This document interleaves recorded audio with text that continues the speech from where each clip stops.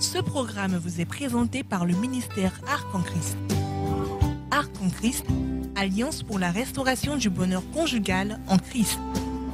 Shalom et que Dieu vous bénisse. Si tu ne vois pas que ça, c'est ton rêve, tu n'auras rien avec Dieu. Amen. Parce que les rêves, les songes de Joseph, c'était bien le plan d'accomplissement de Dieu. Parce que là, il a dit, vous avez voulu me faire du mal, mais Dieu l'a changé en bien, à cause de vous. Si seulement tu pouvais souffrir en accomplissant la volonté de Dieu, tu serais heureux. Amen. Mais malheur à toi si tu souffres à cause du péché. Non, tu ferais mieux de te repentir. Amen. Donc, il y a une phrase que tu dois retenir. Notre accomplissement parfait se trouve dans l'accomplissement du plan de Dieu sur terre. Amen. Sur terre, c'est pourquoi il est écrit « Cherchez d'abord ou premièrement le royaume des cieux et sa justice, et toutes ces choses vous seront données par-dessus tout. » Amen. Toutes ces choses-là, ça, ce sont tes propres desseins. C'est que Seigneur, je vais faire ceci, je vais faire ceci, je vais devenir ici, je vais faire ceci, je vais ceci, je vais tout pour qu'on me voit, attendre. Tout ça, c'est toutes ces choses. Mais le royaume des cieux et sa justice, c'est ce que Dieu veut accomplir par toi. Amen.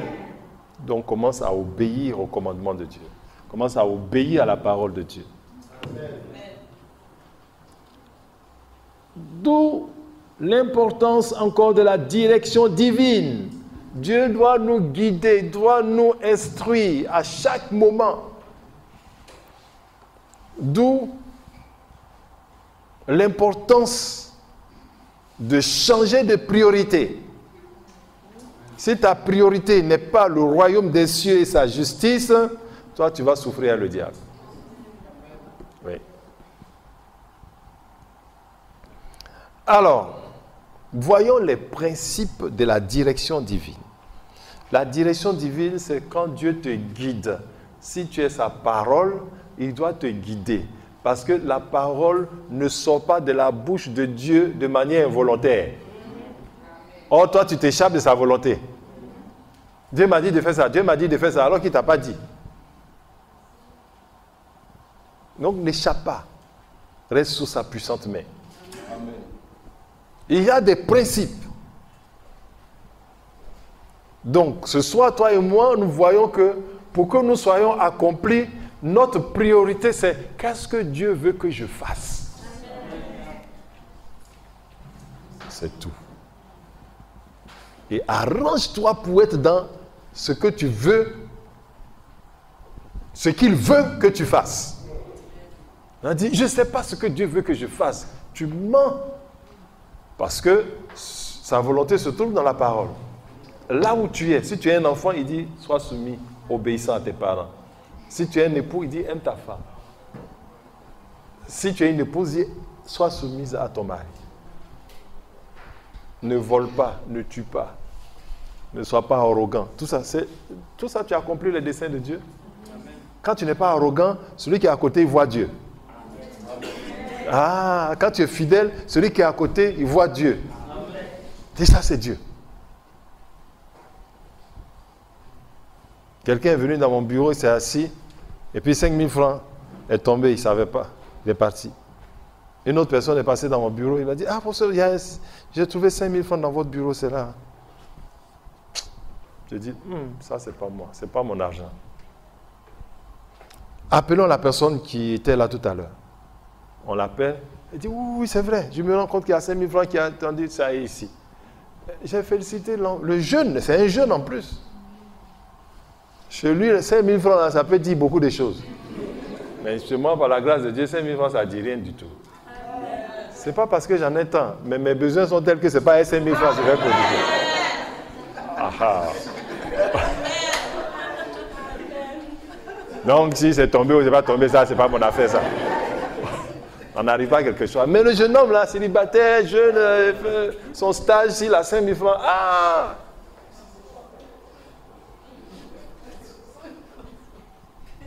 Gloire à Dieu. Amen. Mais toi, tu dois Toi, qui 10 000 francs lui dit quelque chose? Ah. Que tu es vraiment pauvre. Tel que tu es, hein, ton besoin que tu as 10 000 francs. Dieu va te donner les 10 000 francs aussi. Moi, mes besoins, c'est le budget d'une nation. Hein. Ce qui est bien, quand je confesse ma foi, toi tu me dis...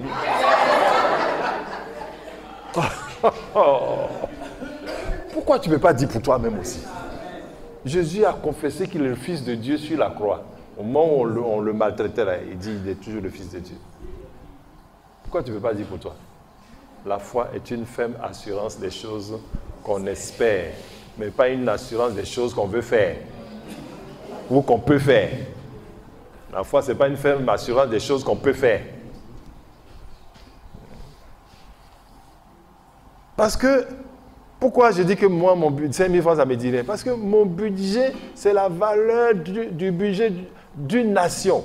Ce n'est pas moi qui ai dit. C'est celui qui a mis sa main sur moi qui a dit. Il dit, tu prêteras à des nations. Ah, pour que Deutéronome 28, il faut voir. Si je dois prêter aux nations.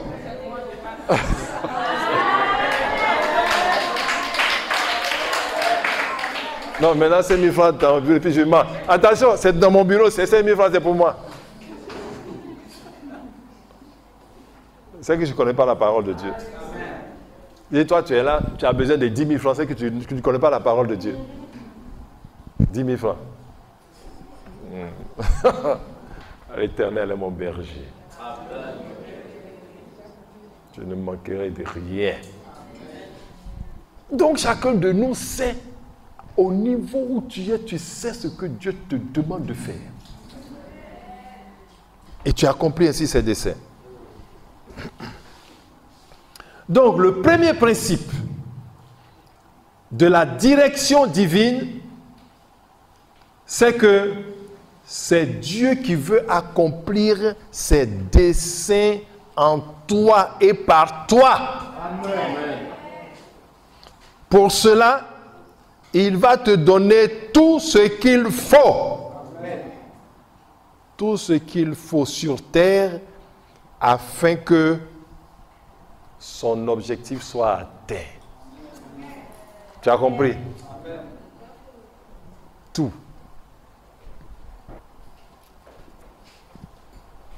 Même moi qui n'ai même pas de pouvoir. Je peux dire, India, aujourd'hui, demain, tu vas à Yopougon, il y a un groupe là-bas, tu vas faire une formation prénuptiale. Je ne savais pas. Je suis capable de lui donner les moyens, oui ou non? Oui. Toi, tu sais que les moyens existent déjà. Ce n'est pas India qui va inventer ça. Tout ce que je lui demande, c'est d'être disponible. Et Dieu aussi, c'est la même chose. C'est lui qui veut réaliser ses desseins en toi. Lui, Dieu, il veut réaliser ses desseins en toi. Donc, pour cela, il te dirige. Il te dirige. Et quand tu sais qu'il te dirige et qu'on t'a giflé, reste tranquille, c'est lui qu'on a giflé ainsi. Amen.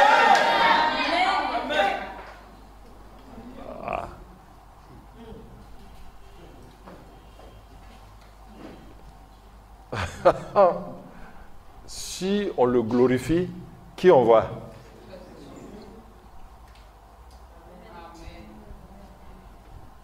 Mais si tu souffres en accomplissant la volonté de Dieu, tu ne seras jamais dans la défaite.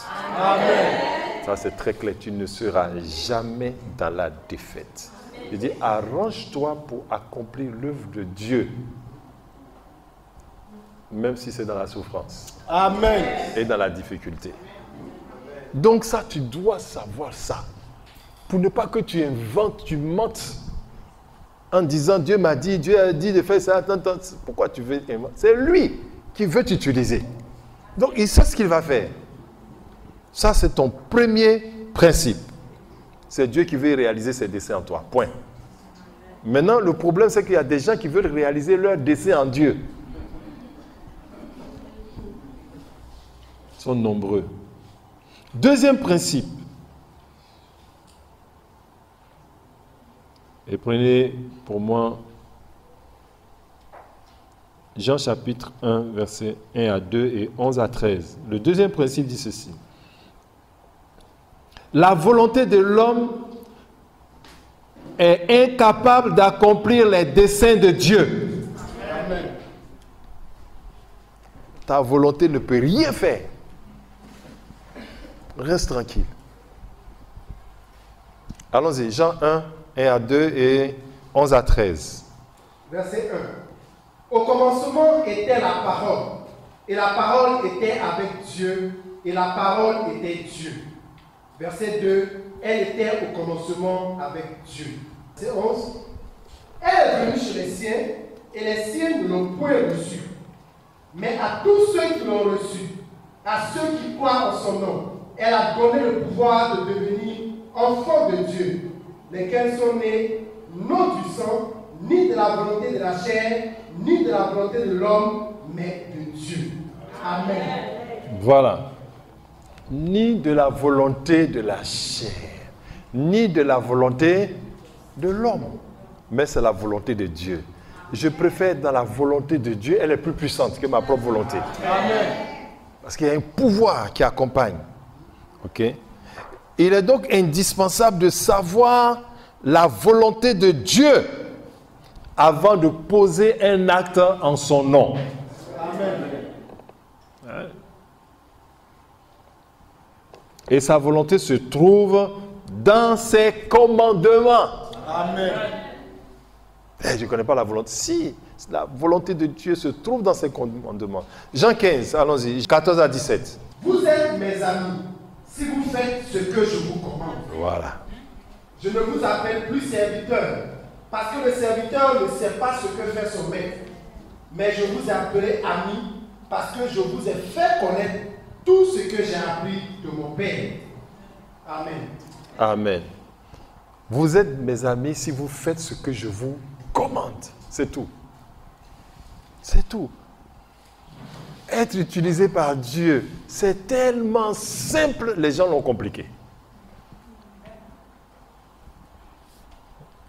C'est lui qui veut réaliser ses desseins et c'est sa volonté qui compte. Donc tant qu'il ne t'a pas ouvert la voie, reste tranquille.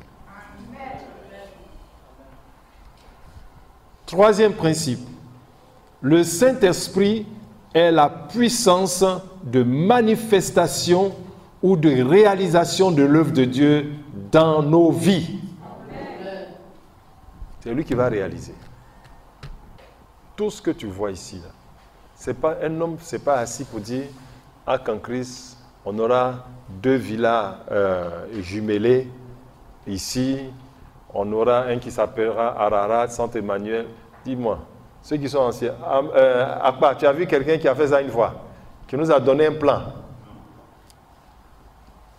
Nous, on se retrouve en situation 2. C'est tout. On se trouve toujours en situation 2. Et quand on se trouve en situation 2, on a aussi le matériel pour le faire. Amen. Ici. Et là, on sait qu'on doit aller ailleurs, dans un espace plus grand, avec des chambres, comme des chambres d'hôtel, avec des terrains, des piscines, tout ça, on sait. Mais c'est de la volonté de qui va aller là-bas. Quand on monte notre rêve humain, là, ici, sur ordinateur, qu'on appelle ça en 3D, on monte tout ça. Les incrédules ont dit, attends, la génération de Papa Kwadjo va partir. Leurs enfants aussi, ça va partir. Puis c'est ceux qui vont venir après là. C'est eux qui vont réaliser ça.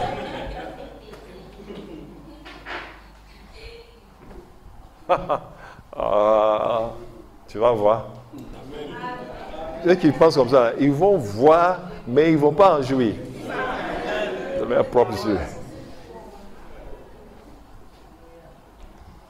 Ah, vous êtes encore là. Mais où veux-tu qu'on parte? Attends, on est condamné à réaliser ses desseins. Amen. Parce que c'est dans ça aussi que pour nous s'accomplit. Tout simplement. Zacharie 4, 1 à 10. L'ange qui parlait avec moi revint et il me réveilla comme un homme que l'on réveille de son sommeil. Il me dit, que vois-tu? Je répondis, Je regarde et voici, il y a un chandelier tout d'or, surmonté d'un vase et portant 7 lampes, avec 7 conduits pour les lampes qui sont au sommet du chandelier. Et il y a près de lui 2 oliviers, l'un à droite du vase et l'autre à sa gauche. Et reprenant la parole, il dit à l'ange qui parlait avec moi, que signifient ces choses, mon Seigneur? L'ange qui parlait avec moi me répondit, ne sais-tu pas ce que signifient ces choses? Je dis, non, mon Seigneur. Alors il reprit et me dit, c'est ici la parole que l'Éternel adresse à Zorobabel. Zorobabel, c'est toi. Amen. Zorobabel, là, c'est l'homme de Dieu. L'homme que Dieu a choisi pour réaliser en sa vie ses desseins. C'est tout. Allons-y. Ce n'est ni par la puissance, ni par la force, mais c'est par mon esprit, dit l'Éternel des armées. Donc, le site d'Arc en Christ, ce n'est ni par mais par l'esprit. Donc, si c'est par l'esprit, le vent souffle où il veut, tu entends le bruit, tu ne sais ni où il va. Donc, on ne saura pas par quel chemin, mais ce qui est sûr, on sera en situation d'habiter quelque part. Donc, toi qui veux connaître le chemin, commence à réfléchir. Moi, bientôt, je vais visiter les locaux. Son esprit. Son esprit. Même le sorcier a son esprit, il sait faire des choses.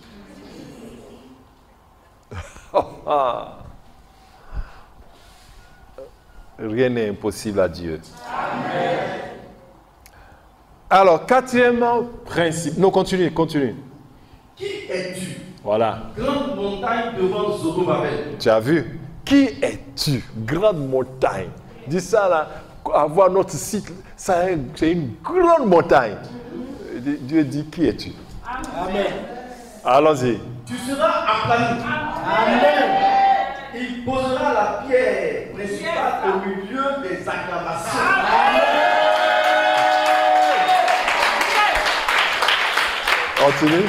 Grâce pour elle. La parole de l'Éternel me fut adressée en ces mots.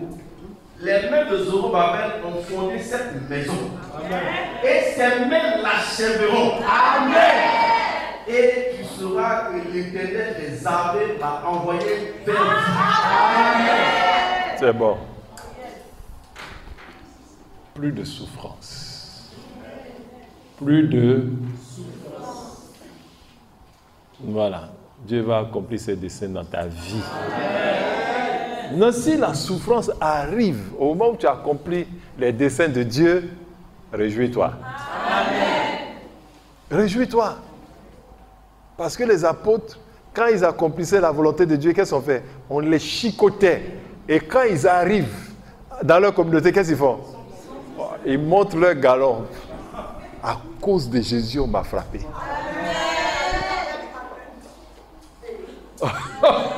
Ça a disparu du milieu des chrétiens. Il dit, à cause de Jésus, il va te maudire tout de suite. Tu sais qui je suis? Ah, quel silence. À tous les niveaux, si tu accomplis la volonté de Dieu, que on te fait souffrir, réjouis-toi. Amen. Quatrième principe. À Dieu soit la gloire. Amen. Exclusivement. À Dieu soit la gloire.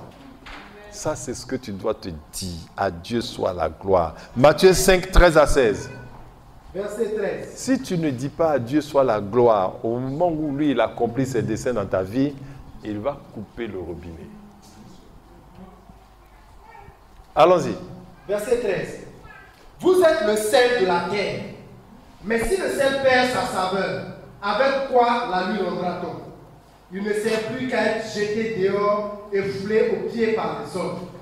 Vous êtes la lumière du monde. Une ville située sur une montagne ne peut être cachée. Et on n'allume pas une lampe pour la mettre sous le boisseau. Mais on la met sur le chandelier et elle éclaire tous ceux qui sont dans la maison. Cette lampe-là, c'est toi. Quand Dieu va te lever, c'est pour qu'on te voit. Mais quand on te voit, quand il t'a élevé et qu'on te voit, il a quelque chose à réaliser. Amen. Ne commence pas à te vanter. Amen. Parce que tu ne sais pas comment tu es arrivé en haut là-bas. Donc quand il va enlever l'ascenseur, c'est là que tu vas comprendre que c'est une main qui t'a hissé là-bas. Allons-y, vas-y. Verset 16. Que votre lumière luise ainsi devant les hommes. Tu as vu? Que votre lumière luise ainsi devant les hommes. Continue. Afin qu'ils voient vos bonnes œuvres. Afin qu'ils voient vos bonnes œuvres. Et qu'ils glorifient votre Père qui est dans les cieux. Donc tu as été élevé pour amener les gens à glorifier Dieu. Amen.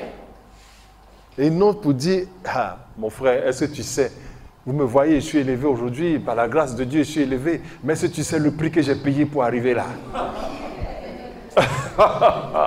Quel prix tu as payé?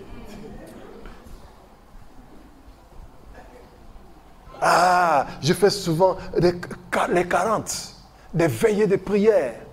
J'ai jeûné, j'ai prié. J'ai parcouru le monde pour rechercher l'onction. C'est parce que tu veux te promener. Parce que lui, il est partout. Là où tu es là, il peut t'ordonner.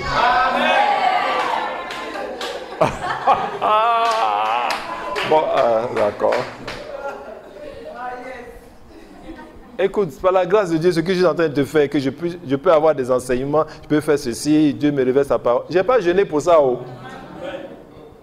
Je mange correctement et je suis inspiré. Je n'aime pas. Non, s'il arrive qu'on a jeûné ensemble, n'est-ce pas? On a jeûné ensemble. C'est lui qui nous a conduits à jeûner. C'est tout. L'âne de Balaam, on va voir tout à l'heure, il n'a pas jeûné pour avoir l'onction.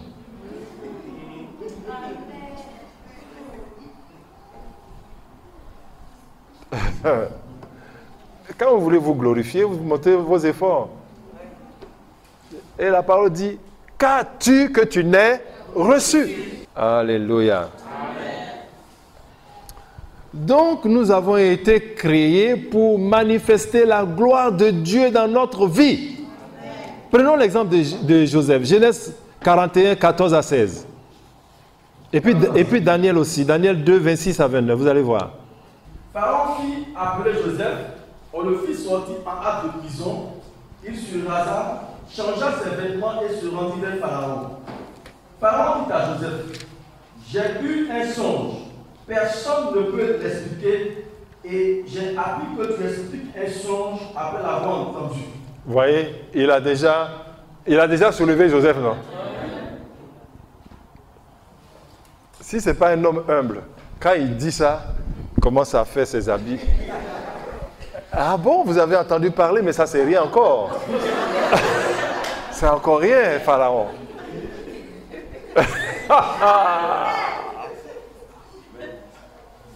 Ça, quand on rit comme ça, tu penses à quelqu'un d'autre, alors que c'est de toi-même qu'on parle.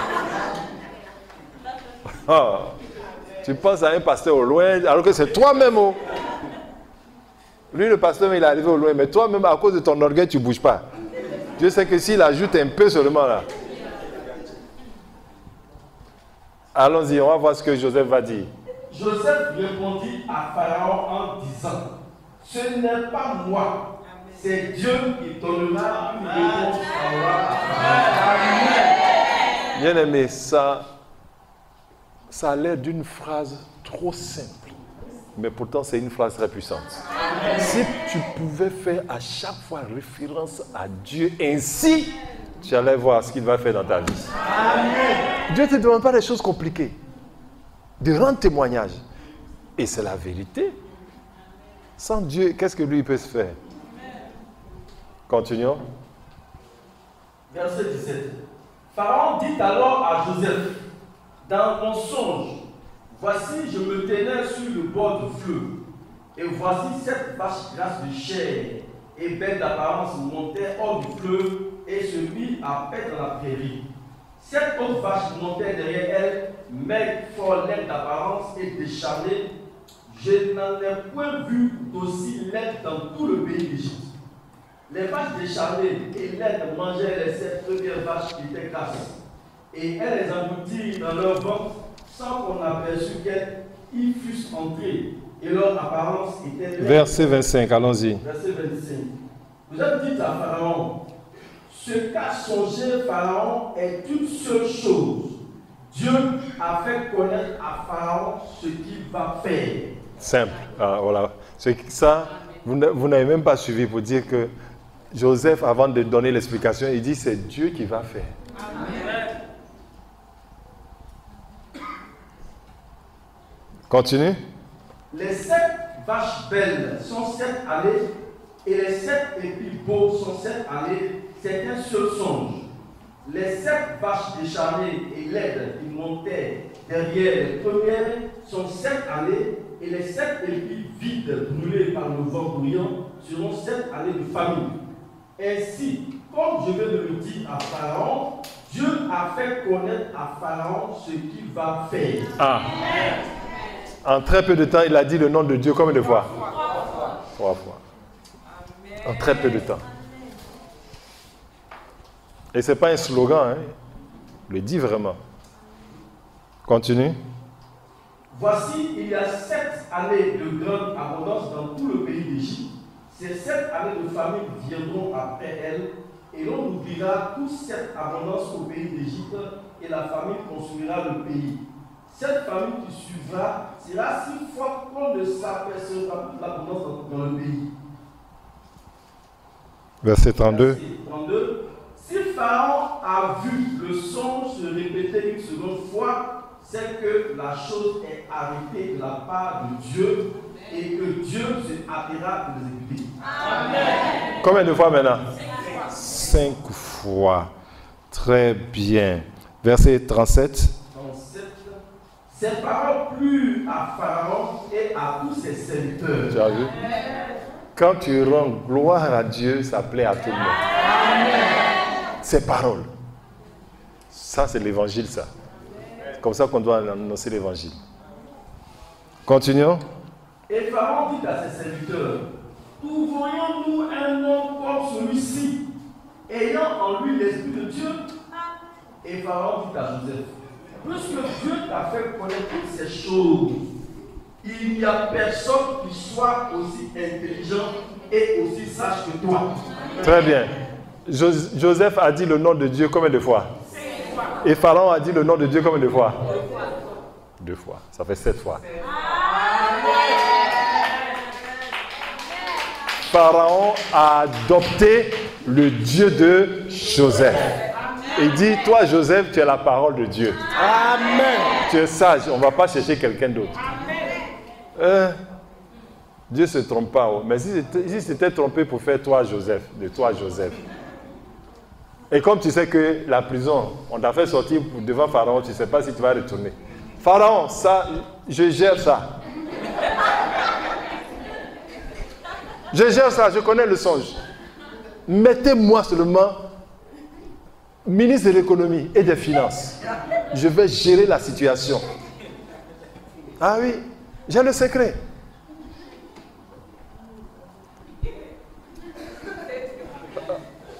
Ça te ressemble, n'est-ce pas? Ça te ressemble. C'est vous les mêmes. Ah, toujours nous, on prie pour les autres, on intercède. Quand on intercède, Dieu fait le miracle. Mais nous-mêmes là, c'est comme s'il ne me voit pas.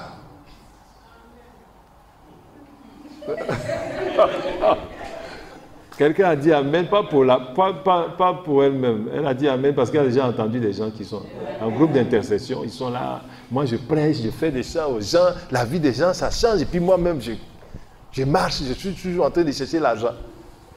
Hey. Je ne connais pas la gloire de Dieu.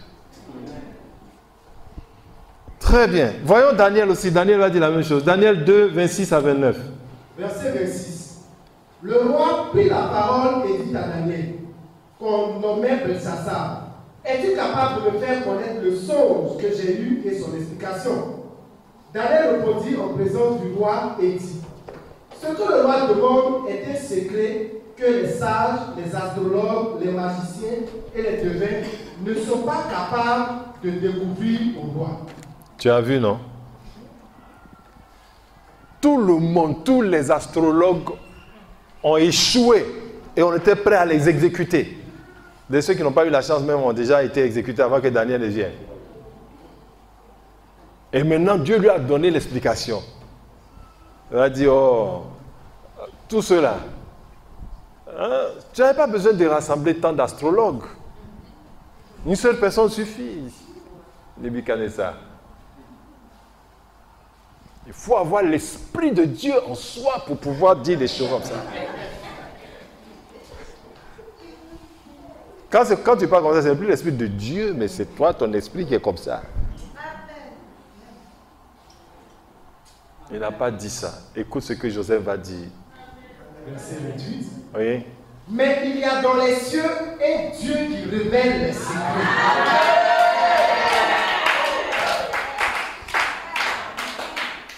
Et qui fait connaître au roi Nebuchadnezzar ce qui arrivera dans la suite des temps. Voici ton songe et les visions que tu as lues sur ta couche. Verset 29. Sur ta couche, ô roi, il t'est monté des pensées touchant ce qui sera après ce temps-ci. Et celui qui révèle les secrets t'a fait connaître ce qui arrive. Ce n'est pas le même langage que Daniel. Bon, il y a un verset peut-être que je ne l'ai pas dit. Il a dit aussi quelque part que si lui, il a eu la révélation, ce n'est pas parce qu'il est plus sage que tous les gens débat. C'est lequel verset? Verset 30. Voilà, lis le verset 30 alors. Si ce secret m'a été révélé, ce n'est point qu'il y ait en moi une sagesse supérieure à celle de tous les vivants. Mais c'est afin que l'explication soit donnée au roi et que tu connaisses les pensées de ton cœur. Tellement saint. Si les chrétiens de 2000, de ce 21e siècle, si nous tous, on s'entend, rendons seulement gloire à Dieu. Amen. Beaucoup de choses changeraient dans nos nations, beaucoup de choses changeraient dans nos vies, beaucoup de choses changeraient. Simplement. Simplement. Alors, on a encore d'autres passages, mais on ne va pas lire le Seigneur Jésus lui-même. Jean 17, 1 à 3, Luc 17, 12 à 19. Prenons Luc 17, voir. Comme il entrait dans un village, 10 lépreux vinrent à sa rencontre, se tenant à distance, ils élevèrent la voix et dirent, Jésus, Maître, aie pitié de nous. Dès qu'il les eut vus, il leur dit, allez vous montrer au sacrificateur. Et pendant qu'ils y allaient, il arriva qu'ils furent guéris. L'un de ceux voilà guéris revint sur ses pas, glorifiant Dieu à haute voix. Il tomba sur sa face aux pieds de Jésus et lui rendit grâce. C'était un Samaritain. Jésus, prenant la parole, dit, les 10 n'ont-ils pas été guéris? Et les 9 où sont-ils? S'est-il trouvé que cet étranger pour ne s'est-il trouvé que cet étranger pour revenir et donner gloire à Dieu? Pour revenir et donner gloire à Dieu. Lui, il parle pas pour lui-même. Papa pour lui-même. Combien de personnes Dieu a touchées dans cette salle? Que Dieu a guéri, que Dieu a restauré. Combien de fois tu as rendu gloire à Dieu? Tous tes voisins devaient savoir. Mon ami, tu sais ce qui m'est arrivé? J'étais ceci, mais si tu vois ma joie comme ça, là, Dieu m'a touché, Dieu m'a restauré. En ce moment, je te dis, je dors bien. Vraiment, le Dieu là, il est réel, Jésus là, tu vois. Mais toi-même, tu regardes dans ta vie, tu dis que ce que Dieu a fait pour toi là, ça ne peut même pas le glorifier. Ce n'est pas assez fort pour le glorifier. Ce n'est pas assez fort. Quand tu avais des insomnies là, et des soucis, tu ne dors pas. Maintenant, tu dors en paix. Ce n'est pas assez fort pour le glorifier. Ok. Très bien. Donc, vous voyez, Jésus a fait un miracle. Il attend en retour qu'on glorifie Dieu. Amen. En retour. 5e principe de la direction divine. Vous voyez, tout ça, c'est les principes. Si Dieu te guide, tu dois lui rendre gloire. Allons-y. 5e principe. Le 4e principe, c'est à Dieu soit la gloire. Le 5e principe, à moi la bénédiction. Amen. Dieu n'a pas besoin de la bénédiction, il a besoin de la gloire. Amen.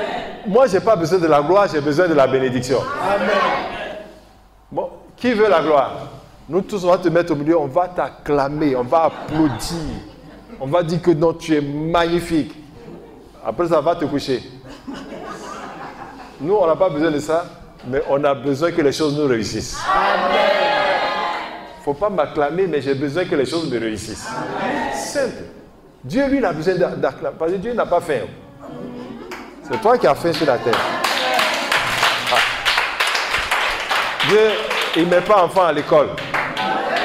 Pour que tu intercèdes, pour que ton enfant passe en classe supérieure, il lève le bac. Il n'a pas besoin de ça. Moi, si tu m'acclames, tout ça, ça ne va pas me faire avancer. Ça ne va pas faire avancer mes enfants. Mais si je suis béni, ah oui, là, ça devient intéressant. Donc, à Dieu soit la gloire, à moi la bénédiction. Simple.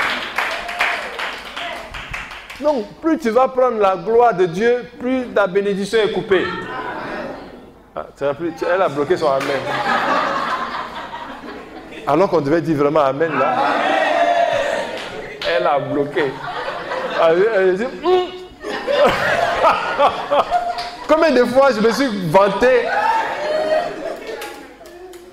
Et regarde bien, les hommes de Dieu qui font beaucoup de miracles, des évangélistes qui font beaucoup de miracles, ils ne durent pas longtemps. Oui. Ceux qui ne savent pas rendre gloire à Dieu ne durent pas. Mais ceux qui sont humbles et qui rendent gloire à Dieu, qui sont distants, ils vivent longtemps. Amen. Parce que la longévité est une bénédiction. Amen. Dieu n'a pas embouteillage. Il ne monte pas dans Row, qui le tourne, dans Baka, qui le tourne. Là où il y a la route, là, il laisse ça, il s'en va là-bas. Il n'est pas dans ça. Mais toi, tu es dans ça, ton enfant est dans ça tous les jours. Or, si tu es béni, le transport qu'il prend là, ça va arriver à bon port. Amen. Tu as besoin de la gloire ou de la bénédiction? La bénédiction. Il n'y a que les hommes politiques qui cherchent la gloire. Mais quand ils cherchent la gloire, c'est qu'ils sont assis sur l'argent. Ah. Voilà, toi aussi, tu dis le mot. Non, toi, tu n'es pas assis sur l'argent, tu ne fais pas de politique. Tu as besoin d'une seule chose, servir Dieu et il te bénit. Amen. Et ça se trouve dans Exode. Allons-y, Exode 23, versets 25 à 27. Verset 25. Vous servirez l'Éternel, votre Dieu, et il bénira votre pain et vos eaux. Et il bénit ton riz, et il bénit ton huile, tout ce qui est liquide, il bénit. Amen. Il bénit ton eau aussi, pour ne pas qu'on t'envoie une grosse facture. Amen. Ah oui. Quelqu'un se branche sur toi jusqu'à on dit voilà, toi, 200 000.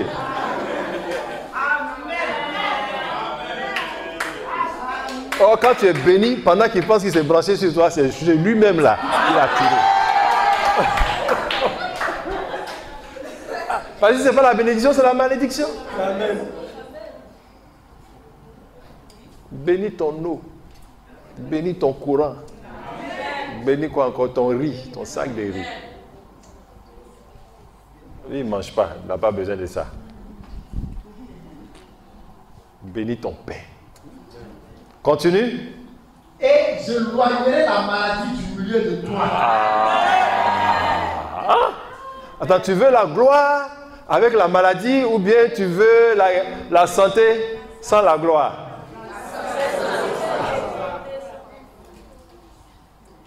Il va éloigner la maladie loin de toi. Amen. Donc, donne à Dieu sa gloire. Et prends ça bénédiction. Lui, il n'a pas besoin d'être béni. Quand tu dis je bénis Dieu, ça dit je loue le nom de l'Éternel. C'est tout ce que ça veut dire. Voilà. Tu le glorifies. Continue. Verset 26. Il n'y aura dans ton pays ni femme qui avorte, ni femme stérile.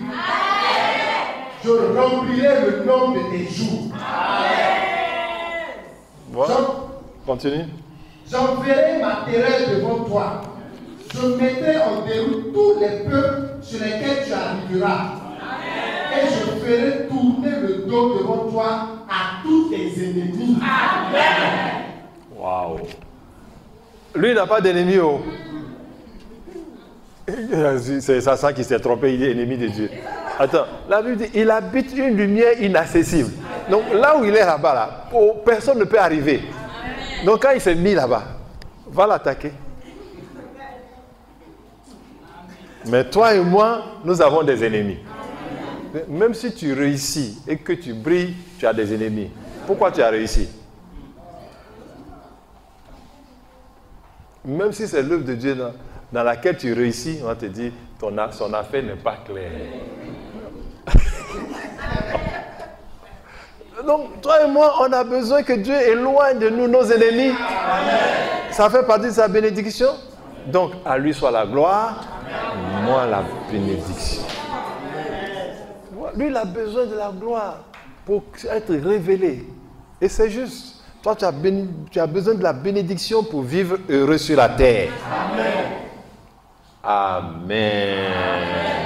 Gloire à Dieu. Amen. On va s'arrêter là pour aujourd'hui. Ce n'est pas fini. Il me reste à illustrer ça avec des exemples. La prochaine fois, nous allons voir l'exemple de Moïse. Voir comment il a servi Dieu, comment il est devenu la parole de Dieu. Et puis nous allons voir l'exemple de Balaam.